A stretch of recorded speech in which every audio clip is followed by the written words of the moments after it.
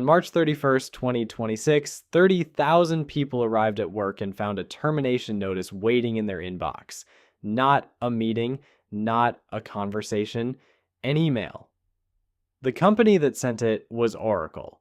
And the reason Oracle sent it is the most revealing thing you will hear about corporate America this year, because Oracle had just reported a 95% jump in net income. Not revenue, net income. After every bill was paid, Oracle made $6 billion in a single quarter, and then it fired 30,000 people. But here is the part that should make you stop scrolling. On the day that announcement landed, Larry Ellison, Oracle's founder and largest shareholder, watched his personal net worth climb by an estimated $11 billion in 4 trading sessions. $11 billion, 4 days, 30,000 people without jobs. And before you write this off as a one company story, whilst it isn't, because this exact pattern is playing out across the entire economy right now in 2026. And if you don't understand the mechanics behind it, you are walking blind into one of the most consequential workforce shifts in modern American history. The data doesn't support what everyone believes. Let's start with what everyone believes. When a company announces mass layoffs, the story is always some version of the same thing. Revenue dropped, the market got tough. Tough decisions had to be made. Leadership is deeply grateful for the contributions of those affected. And then they read from a script that sounds like a sympathy card written by a law firm. Here's the problem. The data in 2026 does not support any of that. In the first quarter of 2026 alone, 81,747 tech workers lost their jobs, the highest quarterly layoff figure the industry has seen in at least 2 years. Meta cut 8,000 employees this year. Meta's full year 2025 revenue was $201 billion. The company made $22.8 billion in net income in the fourth quarter of 2025 alone. Amazon has cut more than 30,000 workers since the start of 2025. Amazon's CEO Andy Jassy put the reason in a memo to staff. He wrote, and I want to read this carefully, that AI will reduce our total corporate workforce as we get efficiency gains. He did not say the company was struggling. He said it was getting more efficient. Microsoft cut over 9,000 people this year while reporting $81 billion in quarterly revenue, growing at 17% year over year. This is not what a struggling company looks like. This is what a reallocation decision looks like. And there is a critical difference between those two things.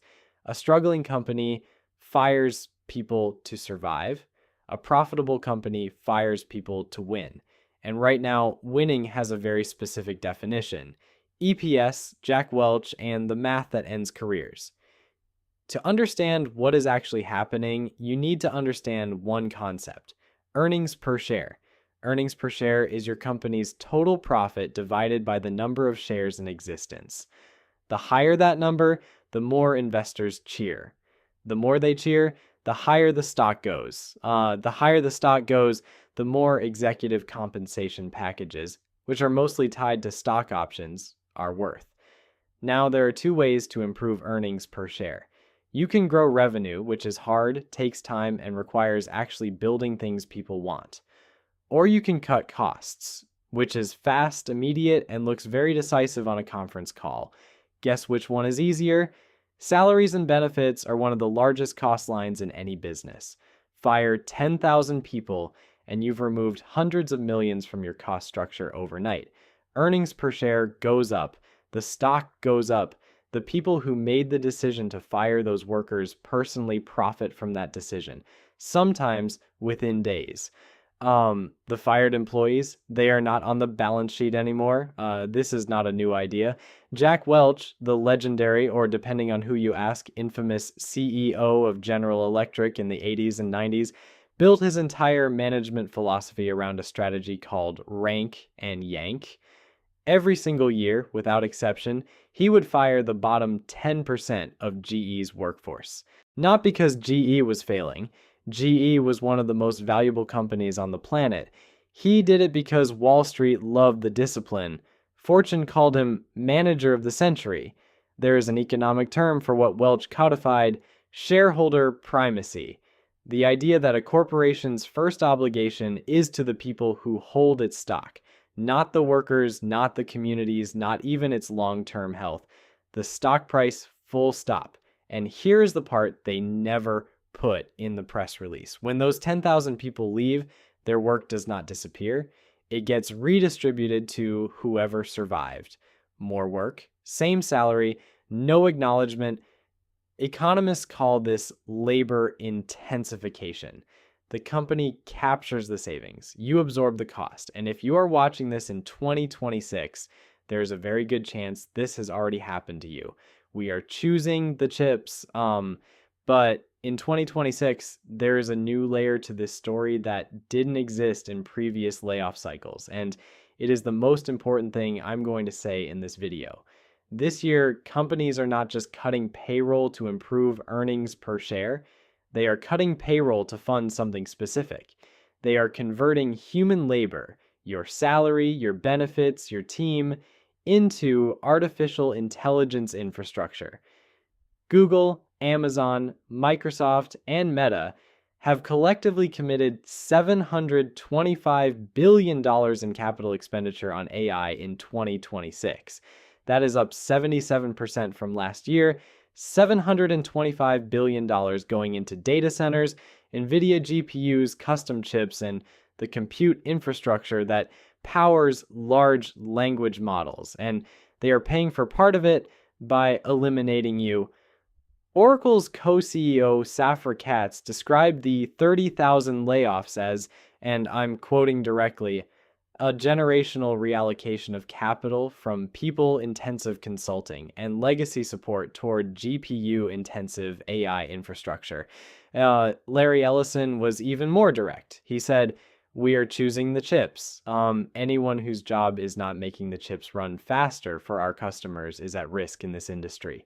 We are choosing the chips." That sentence is the entire story. In 2026, 56% of all tech layoff events explicitly cite AI, automation, or machine learning as a contributing factor. That affects an estimated 156,000 workers this year alone. But researchers have started calling out something called AI washing, using the AI narrative to dress up layoffs that are really about margins, stock prices, and executive compensation. Not every AI-attributed layoff is a genuine AI story, and that almost makes it worse, because now there are two reasons your job might disappear: the actual automation, and the cover story for the things that were never about automation at all. 5 signals your company is planning layoffs. Here is something that does not get talked about enough. Layoffs are almost never a surprise to leadership. The decision is made months before the announcement, the lists are drawn up, the severance packages are calculated, the legal review happens, the PR strategy is drafted. The only people surprised are the ones getting the email, which means the signals are almost always visible before that email arrives if you know where to look. Signal 1, the earnings call vocabulary shift. Every publicly traded company releases quarterly earnings transcripts. They are free. Public. Anyone can read them. What you are listening for is when the language changes, when executives stop talking about investment, growth, and opportunity, and start using words like optimization, right-sizing, streamlining, and cost discipline. That is the vocabulary of pre-layoff planning. Amazon's Andy Jassy was using the word efficiency in every earnings call for 2 quarters before the January 2026 cuts. Oracle's leadership had been talking about capital reallocation for 6 months before March 31st. The words always come before the email. Signal 2, the hiring freeze. Companies almost always stop adding headcount before they start cutting it.